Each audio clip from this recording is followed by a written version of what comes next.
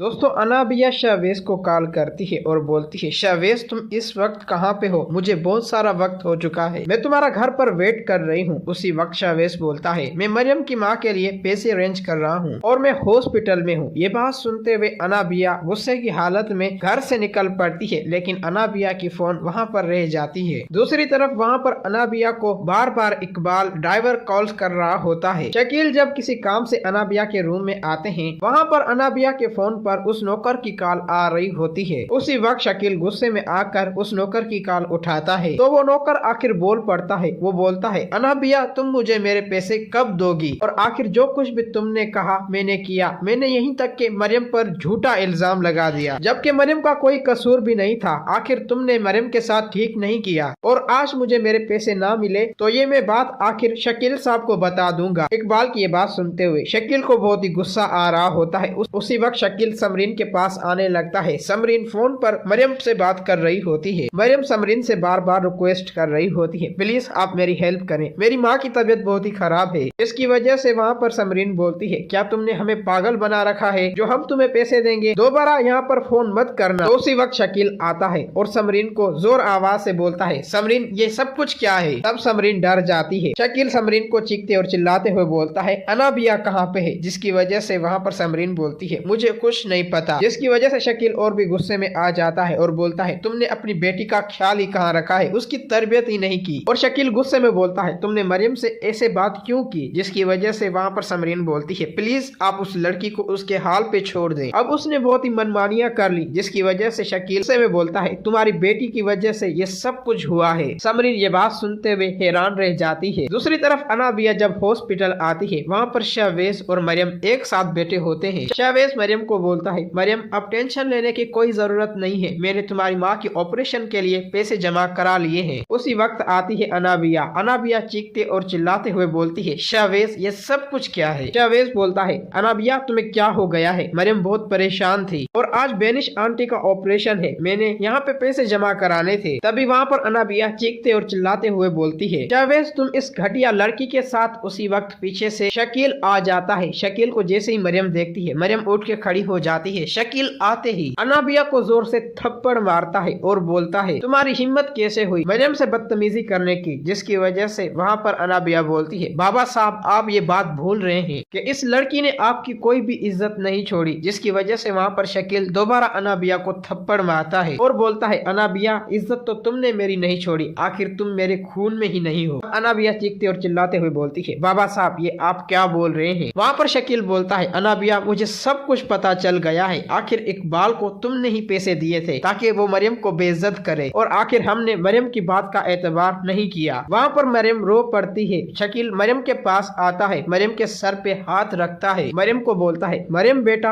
हो सके तो मुझे माफ कर देना, हमारी गलतियों की वजह से आज बेनिश इस हालत में है। तुम मरियम बेटा घबराओ मत, मैं तुम्हारे साथ खड़ा हूँ। शाहवेज जब अनाबिया की ये बात सुनता है, शाहवेज गुस्से में बोलता है, अनाबिया मुझे तुमसे ये उम्मीद नहीं थी, आखिर तुमने मरियम मासूम के साथ ये क्या किया? बल्कि मरियम बेगुनाह थी। ये बात सुनते हुए वहाँ पर अनाबिया बोलती है, शाहवेज मुझे माफ कर दो, बल्कि मैं समझने लगी थी कि आखिर मरियम मुझे तबाह और बर्बाद कर देगी। जिसकी वजह से शाहवेज अनाबिया की एक भी बात नहीं सुनता और वहाँ से गुस्से से चला जाता है। वहाँ पर अनाबिया बहुत ही गुस्सा होती है अपने बाप शकील पर। अनाबिया सोच रही होती है, बाबा साहब अब कुछ भी हो जाए, जो आज आपने मेरे शाहवेज के सामने हकीकत लाई है और मेरे सबके सामने इंसल्ट की है, इस बात का बदला मैं आपसे लेकर ही रहूंगी। वहाँ पर मरियम रो रही होती है। शकील मरियम के सर पे हाथ रखता है और बोलता है, मरियम बेटा तुम घबराओ मत, मैं तुम्हारे साथ हूँ और तुम अब रोना बंद करो, अल्लाह सब बेहतर करेगा। दोस्तों अगर आप लोगों को ये वीडियो अच्छी लगी है तो इस वीडियो को लाइक करें।